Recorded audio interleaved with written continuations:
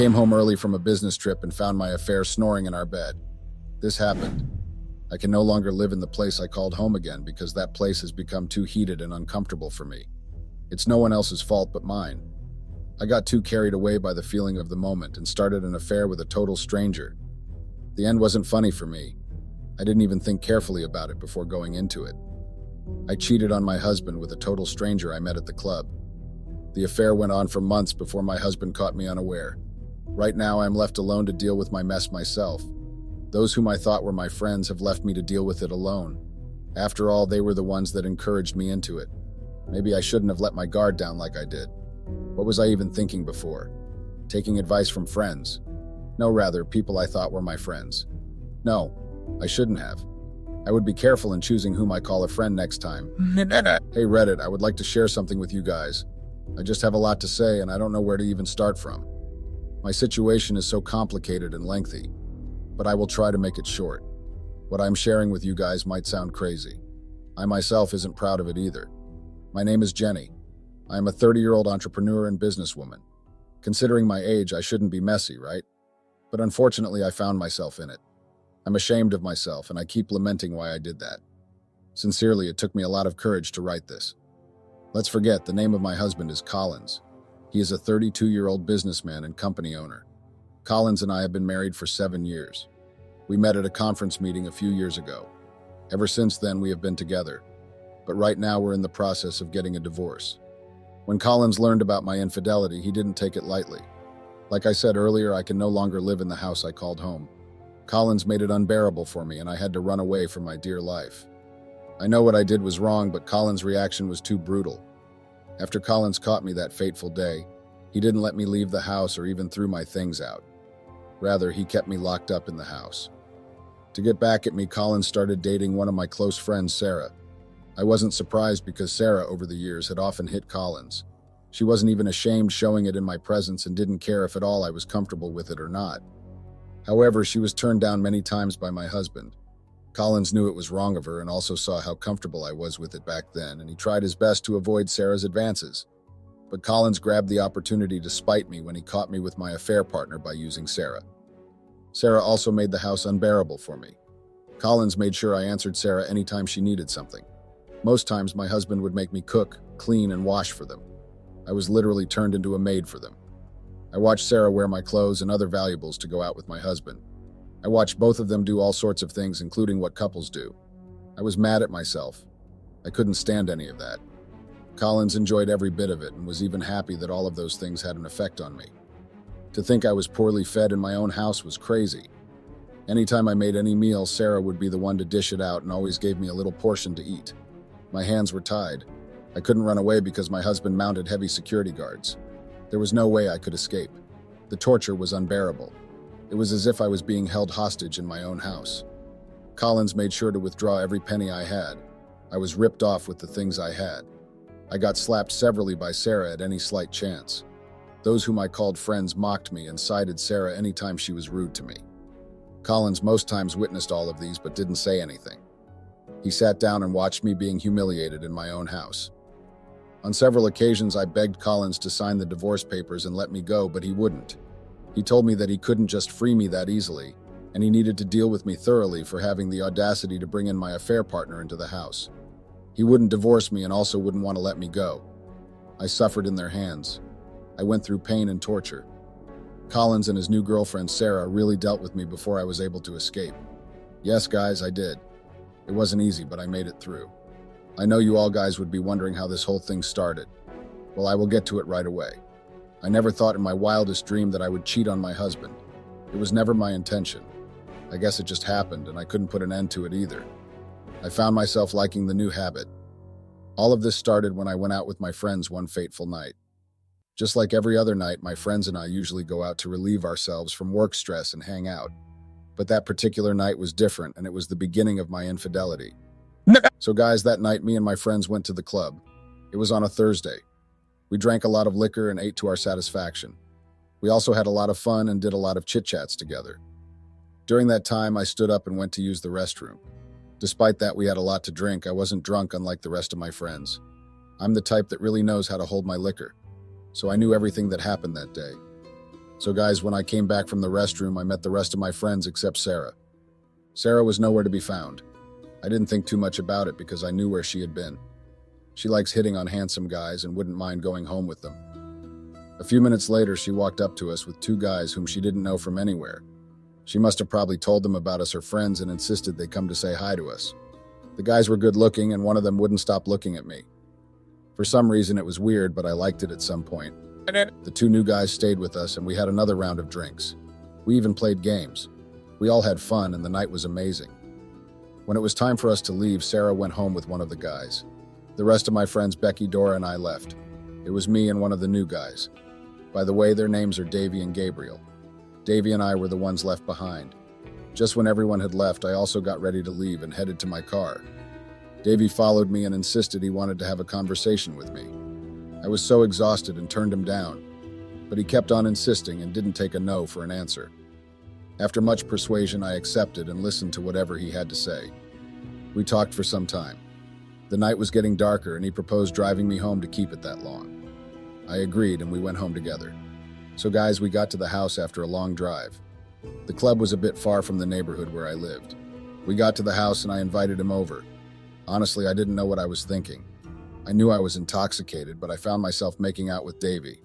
He made the first move and I didn't stop. For some reason, it was just as if that was what I needed at that moment. Collins was away for too long at that time. I was all lonely in the house and needed company. Maybe Davy was just the right person at that time. We had a nice time and we retired for the night that day. The next morning I woke and didn't find Davy. I looked round for him and he was nowhere to be found. I was so pissed at myself and kept thinking about random stuff. I kept asking myself if Davy just used me or what we had meant nothing to him. I couldn't even call him because we didn't exchange contact. I felt so used at that moment. I was very furious. I was so ashamed of myself that I couldn't even tell any of my friends because they would make mockery of me. They might even have made matters worse by making me feel more dejected like I was then. I felt so stupid. Davy had the audacity to leave after we spent the night together at my own place. At that time, it looked like we had a one-night stand. All efforts to reach Davy were all in vain. I even went as far as searching for him on social media, but I couldn't find him. For days, I didn't hear anything from him, and at some point, I stopped bothering myself. My friends and I even went to the same club after that night. I stylishly looked around hoping to see him or Gabriel, but I didn't find any of them. Not until 2 weeks later, Davy showed up at my gate. At that time, I was driving out to work when I saw him. He got down from his car and approached my car with a bouquet of flowers. I was still mad at him and I drove off, leaving him there. Guys, Davy followed me to my office and kept pleading for forgiveness. He also explained why he did what he did. Davy told me he had an emergency at work and didn't want to wake me up that early, so he had to leave immediately. And also he should have dropped his contacts, but he forgot to because it was urgent. The emergency call also made him travel out of town. That was why I didn't see him. His reasons for leaving me that day seemed genuine and I accepted his apologies. To make out for that, Davy bought me gifts and we went on a date. That day we started dating officially, but we kept it away from my friends. Davy also didn't tell Gabriel about it either. Of course, Davy knew I was married. Davy, on the other hand, got out from a failed relationship at that time. Our relationship was amazing and we hung out very well. Davy and I even went to the cinema together and other interesting places. The relationship Davy and I had was unique and we dated for months. At some point, the time we spent together was limited because Davy went on business trips with his boss. At that time, I felt alone, but I also hung out with the girls as we usually do. Of course, my friends noticed the sudden change, but I gave up the excuse of being busy with work. It was easy to buy them off and they didn't suspect anything. But that didn't last long because they got to know about my affair with Davy one day when we were on a date together. They confronted me about it and I opened up to them. At that time, I couldn't hide it anymore and I spilled it out. At first, they were angry that I didn't tell them, but showed how happy they were for me. Sarah looked the happiest. Right now, thinking about it, I knew that I had chosen the wrong people as friends. I mean, none of them even tried to object to what I was doing. They never even brought up the topic of being married to Collins and the fact that I was cheating on him with Davy. At that time, I thought they meant well for me, but I guess it isn't what I thought it was. So guys, during the time Davy and I were together, I hardly thought about my husband, Collins. He was hardly at home, from one business trip to the other. I got so used to it that I didn't miss him. The few times he came back home, I made sure Davy and I went separate ways. I deleted all calls and text messages from Davy so as to not suspect anything. Collins and I had the habit of using each other's phone, and so I was extra careful. But unfortunately, I wasn't on this fateful day. Maybe being too careful sometimes isn't that good.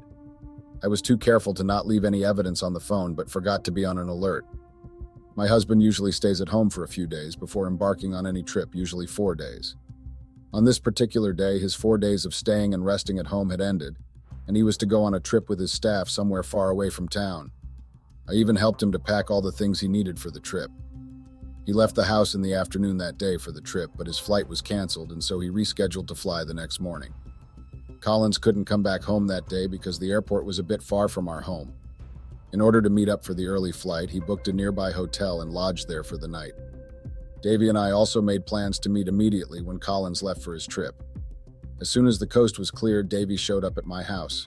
We spent the night together. The feeling of Collins leaving the town that day and Davey spending the night with me even lightened my mood a bit more. Davey and I both had a nice time together. Everything was moving fine, not until something terrible happened. The next morning, I woke up early and went to a nearby grocery shop to get a few things for Davey and I to eat for breakfast. I had left my phone at home and even left a short note for Davey informing him about my whereabouts if he wakes up.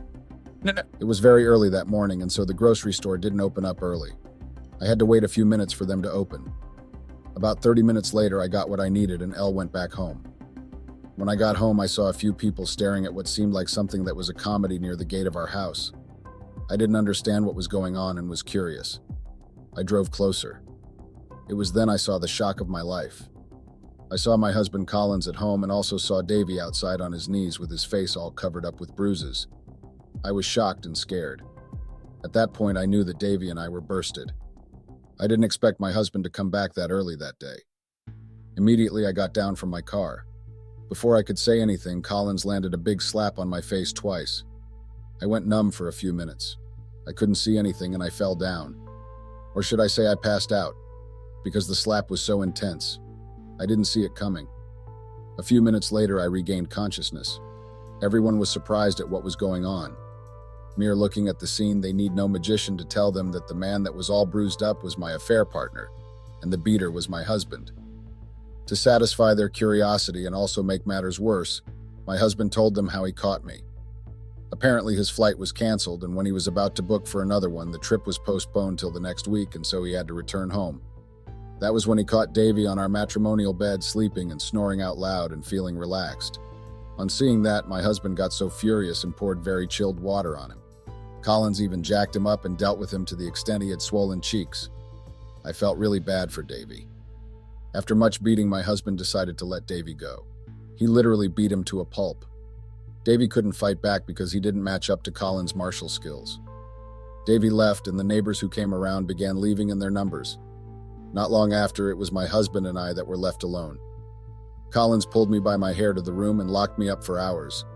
At that moment, he was probably thinking of what to do with me. I was all locked up in the room with no water or food for hours. Collins didn't care about me. After several hours, he opened the door and took me to the backyard where he kept some of my expensive outfits, our pictures, and other valuables. He poured gasoline on them and gave me the lighter to light them up myself. I pleaded with him and told him how sorry I was.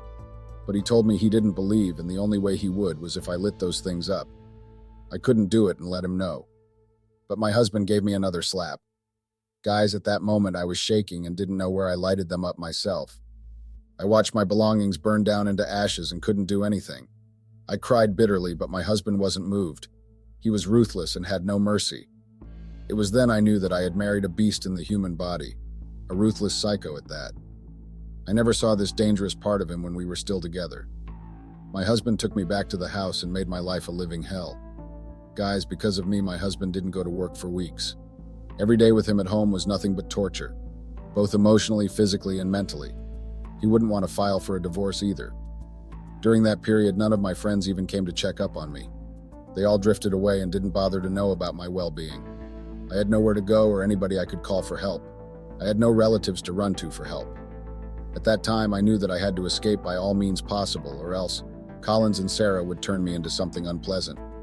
So guys, a few weeks after my husband dealt with me, I thought he was done and would let me go. But I didn't know what was coming. My husband came back late one night with a lady just to spite me. The biggest shock of it all was Sarah. They made out that night and spent the night together. After that night, Collins and Sarah officially started dating and became a couple. I was so angry. I even went ahead to confront her, but all went void. I was humiliated, and the torture even tripped when Sarah moved into the house. I literally became a slave in my own house. The pain of seeing my husband with Sarah was unbearable. My husband really got me on that one. Making me burn my valuables is one thing, but going after my friend to spite me was bad. To top it up, I was treated like a piece of trash. At some point, I couldn't hold it any longer, and so I thought of an escape plan. It wasn't an easy thing to escape after Collins had mounted heavy security because of me. But I was able to escape one night. Everyone had gone to sleep, and the security guard on duty that day got lost and slept off. I took advantage of it and made my way out. I didn't care what happened afterwards. I was able to grab a few things before leaving the house that day. Luckily for me, I wasn't caught. Hey Reddit, I'm here to give you guys an update about my story. I'm sorry it took so long to update you guys. I saw a lot of comments and I appreciate every one of them. Without wasting much time, I would go straight to it. Right now, my husband and I have finally gotten a divorce. Yes, guys, we both have gone our separate ways. It's for the better for both of us. After my escape from the house, he filed for a divorce. I didn't bother myself taking it to court because there was nothing left to fight for. The divorce only 2 weeks before it was finally finalized. My husband signed the divorce papers and had them sent to me. I didn't waste time in signing it and sent it back to him. Till today, Collins doesn't know where I lived, and we haven't met physically after that night that I escaped from the house. Our only channel of communication was through our family lawyer, which I instructed him not to disclose about my whereabouts to my husband. Our family lawyer was the only one that knew where I stayed. I know I can trust him with that. So guys, it's been weeks of being divorced, and I wouldn't like guys, it hasn't been easy. For now, I will have to stay low till everything goes down. Right now, my business is my only source of income, and it's been put on hold for now. The divorce took much from me, but I'm glad I was left with something. There's no need to cry or lament over spilled milk. I accept my mistake and take full responsibility for it. I know I deeply hurt my husband by having an affair, but his anger was too ruthless and extreme. The emotional pain and torture I went through in his hands and that of Sarah was devastating. Every day I try to forgive myself and heal from everything that has happened in the past few weeks. Recently, I even learned that Sarah and Collins have gotten engaged and they are expecting a child together. I wish both of them well. From this, I can clearly see that Collins has really moved on. Right now, it all makes sense to me that Collins isn't using Sarah to spite me anymore. He has finally planned on settling down with her. Honestly, guys, I won't lie, but I'm hurt by this. I thought maybe Collins never liked Sarah and was just using her. Anyway, I will try not to think too much about it. Yes, I'm deeply hurt, but then again, there's nothing I can do. Right now, I'm paying the price for my mistake. A costly one at that. I wish I didn't learn the lesson this way. So guys, here's my story. It was a long ride, but trust me, I enjoyed every bit of it having to share with you guys.